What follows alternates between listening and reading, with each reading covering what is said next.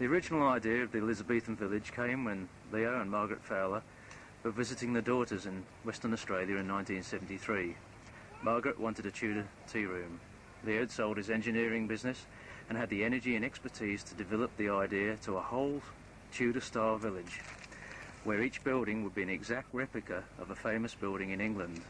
There were museums, Anne Hawaways Cottage, Shakespeare-Birthplace and Mary Arden's house, and also a pub, the White Swan, and a restaurant, the Cobweb Restaurant, which was also the tea room which Margaret originally envisaged. Mary Arden's house wasn't built, the others were. This is the artist's impression. We'll now look at the real thing.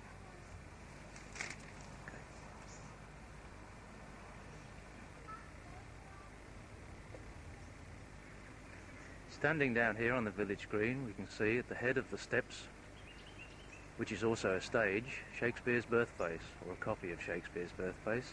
This was built by Leo Fowler back in 1976 and was opened by the Premier of Western Australia in 1977.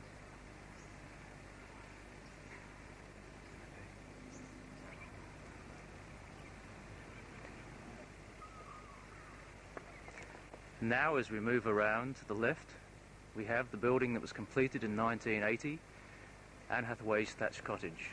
That's a beautiful cottage. The gardens are really just like the one in Shottery, near Stratford-upon-Avon, and in a moment we'll go and have a look at those buildings. Perhaps you can't see this, but that's fiberglass thatch. Not real thatch, it's a fire hazard here in Western Australia. Many on the building have been imported from England, the windows and many other parts. The timber itself is mainly Jarrah from Western Australia, and all of the furniture, of course, and the whole of the village was imported as one collection, a collection that Leo and Margaret built up over a number of years prior to actually coming to Australia.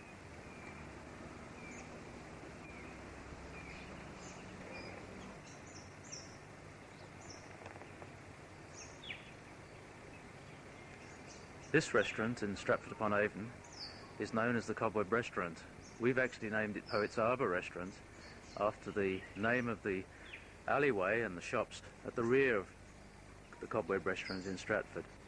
This building has been fairly successful commercially, but it's certainly far more commercial than the museums in Shakespeare's Birthplace and Anne Hawaways Cottage. It certainly makes a very nice tea room. Downstairs it's a tea room, there's a lovely log fire going in the winter, and it's certainly every bit the idea that Margaret Fowler wished in the first place. Upstairs we have a convention centre. It's actually been extended. You'll notice to the right that there's an additional brick area which increases the seating capacity of the whole function centre. So it's somewhat bigger than the original. To the left of that, where in Stratford there is another building, coupled to that one with a coachway through the middle, we actually here have a garden which in this climate appears to be very successful.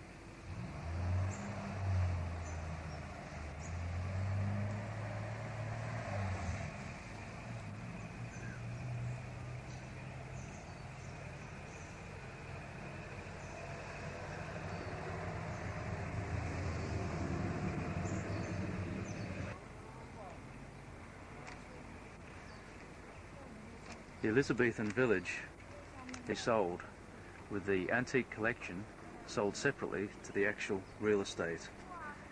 The actual village has tremendous potential, either as an absolutely beautiful pair of private homes plus a family business, that's the tea room and the restaurant, or perhaps as a resort.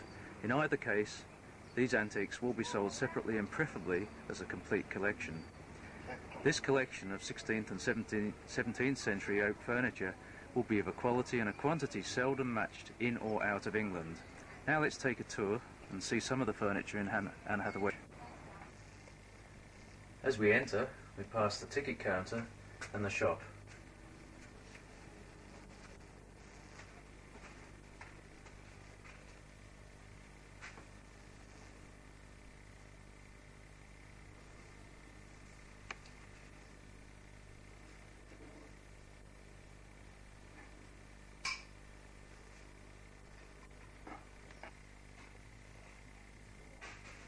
This room here is the buttery. The buttery actually is where butts of wine are stored, but in this case we believed it was where butter was made. As we pan around, you'll notice there a fine example of a linen press. It only dates back to the 18th century and it's made mainly of mahogany. Certainly an interesting item of furniture, together with some old chairs, benches,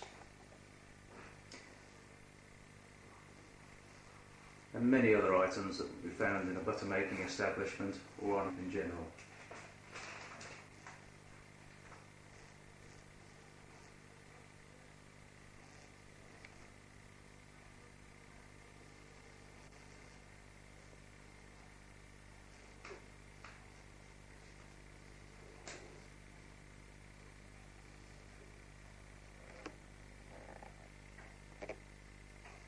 We've now moved into the living room. This is in the centre, downstairs of Anne Hawaways Cottage. And here's a full example of an oak hanging wall cabinet. It's been glazed and it's 17th century.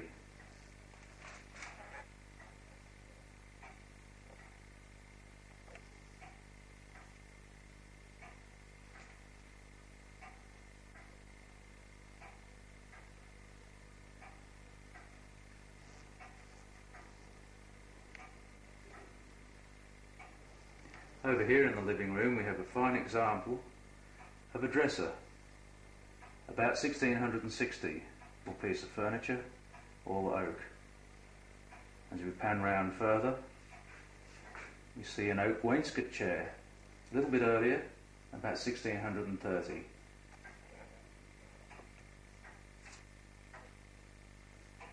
Many items of furniture in the Elizabethan village come from churches. This particular one is a credence table or an altar table. It's a very fine specimen and it's 16th century.